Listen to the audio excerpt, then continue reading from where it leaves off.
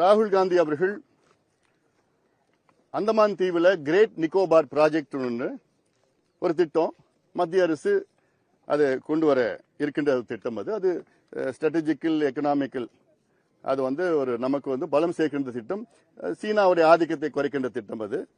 அந்த திட்டத்தில் ஒரு பகுதி அந்த தீவில் இருக்கிற ஒரு பகுதி காட்ட அப்புறப்படுத்தி இல்லை கொஞ்சம் விலக்கி அந்த திட்டத்தை கொண்டு வர திட்டமிட்டுகின்றார்கள். இதற்கு மரியாதைக்குரிய திரு ராகுல் காந்தி அவர்கள் அதை கடுமையாக எதிர்க்கின்றார். அந்த இடத்தை போய் பார்வையிட்டு அவ்வளவு பெரிய மரத்தை அழிக்கிறாங்க, இவ்வளவு பெரிய மரங்கள்லாம் அழியும் அப்படிலாம் சொல்லி அது அவருடைய எதிர்ப்பை தெரிவித்திருக்கின்றார்.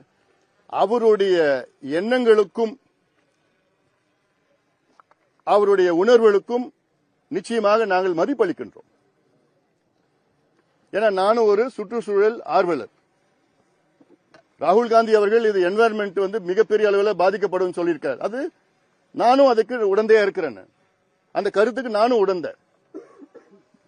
அதே மரியாதைக்குரிய ராகுல் காந்தி அவர்கள் இந்த மேகதாது அணை கட்டினா 12,500 ஏக்கர் காடு, பழமையான காடு, அவ்வளோ விலங்குகள் இருக்கு, வன விலங்குகள்லாம் இருக்கு, அதையெல்லாம் அழிகின்ற ஒரு சூழல் இருக்கிறது.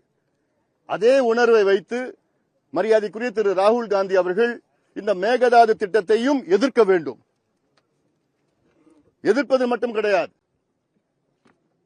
அவருடைய காங்கிரஸ் ஆட்சியில் இருக்கின்ற முதலமைச்சரிடம் சொல்லி இதை கொண்டு வராதீர்கள், காடு அழியும், சுற்றுச்சூழல் அழியும், வன விலங்குகள் அழியும், பிற்காலத்தில் பிரச்சனை பெரிய அளவில் சூழல் பிரச்சனை வரும் என்று அறிவுரை சொல்ல வேண்டும்.